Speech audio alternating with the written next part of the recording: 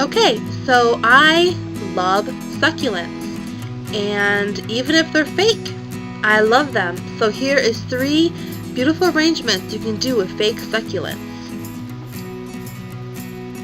Now most of these items you can get from the Dollar Tree or any craft store. The succulents I got from the Dollar Spot at Target and the Dollar Tree.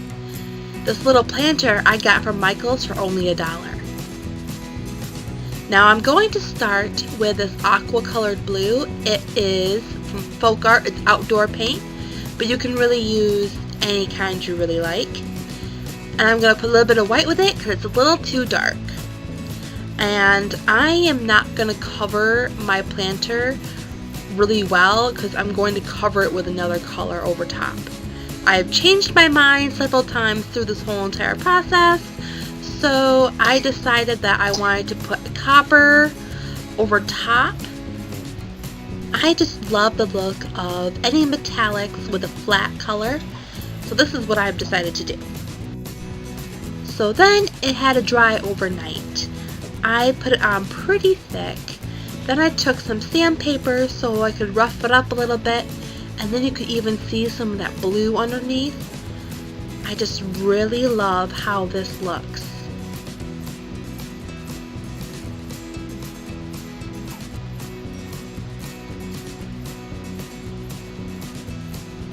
Look at that. I just love how little bits of that blue is showing through. Now for some stones.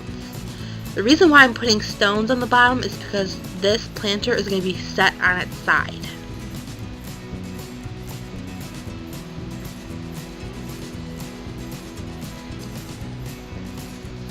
Just need to make sure they're all in there really well. Now I went ahead and just skipped a couple of steps here, but I wanted to put stones covering the stems. Now for choosing where I want my succulents to sit, I didn't want similar colors right next to each other. I kind of wanted more of a balanced arrangement. So putting the 2 lighter succulents across from each other balances everything out.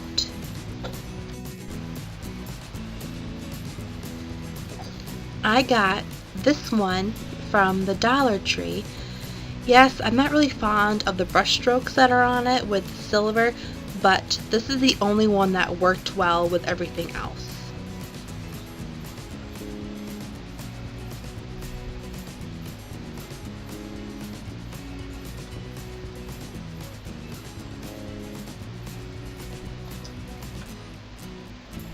Now I have these little small succulents. These came in one giant clump, and these succulents naturally grow close together. So that's what I was trying to accomplish with these and trying to fill in this middle section.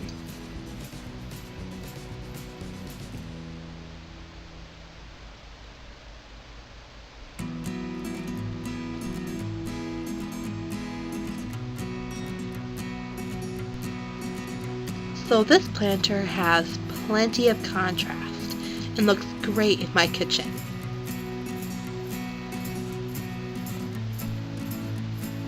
Now I know for this next one, some of these items might be harder for you to find. The driftwood might possibly be at Michael's or another craft store in the nautical section where they have all the seashells. And the cut wood, check in the craft wood section. They might not have birchwood, but they'll have different other types. So for this next part, I'm just going to hot glue this Spanish moss down.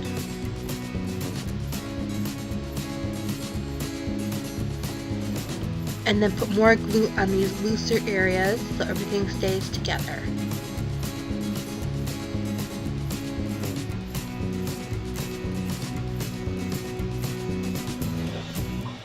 So for the driftwood, I'm just going to piece this according to their size. They're different shapes, so I'm just going to have to use my best judgment on this one.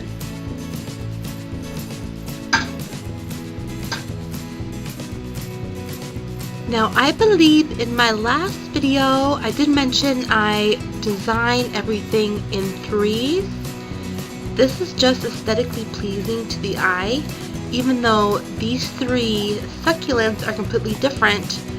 Group them in threes and everything just seems to work together. Now with these twine balls, I'm just going to put one on each side.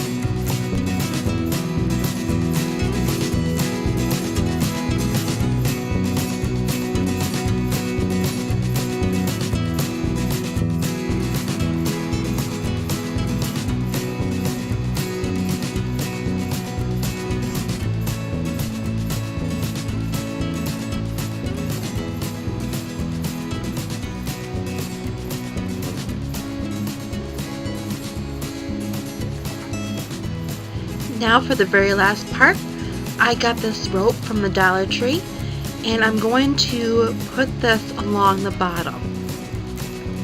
It just looks a bit more complete to me. I glued it every so often so it's nice and tight and even.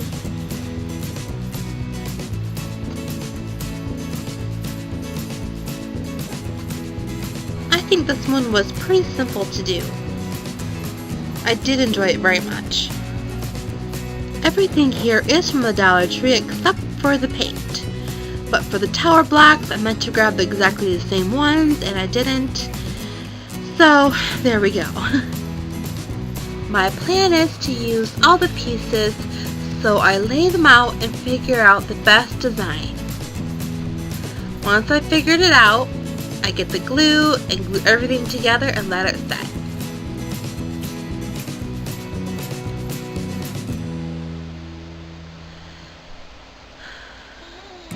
Once the pieces are dry, I put everything together.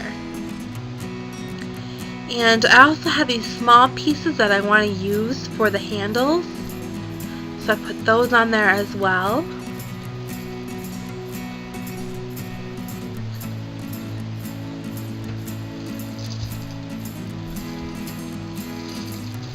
Now all that is left for the box is the feet. This will hold everything together as well, even though it has been glued. You can use any gold paint that you wish, but I'm using Liquitex. This paint doesn't take long to dry, so then after it's dry I use my light grit sandpaper.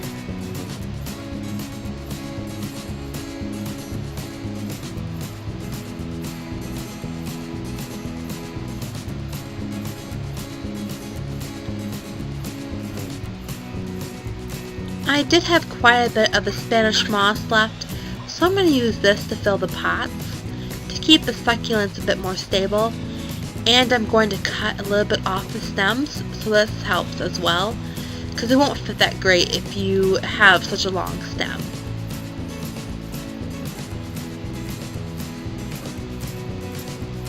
I'm going to be using CC Caldwell's paint. I got this from a local shop. I will leave you guys a description down below where you can get this paint and how to use it. So a happy accident happened overnight. The paint reacted to the tacky glue and it did this cracking effect. Not what I thought would happen, but it works. I'm going to go over it lightly with sandpaper to stress the edges. And there we go. This box is finished. This project is pretty much all done. I really like how this box turned out.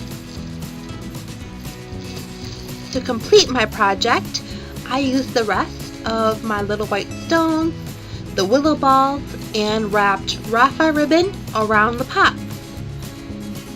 I hope you guys really enjoyed this one like I did. Now if you watched this video all the way through, that means you really enjoyed it. Could you please subscribe, give me a thumbs up, and hit that bell so you get more updates every week? I'm going to try to update at least once or twice a week. Okay everybody, it's time for me to go. Bye bye!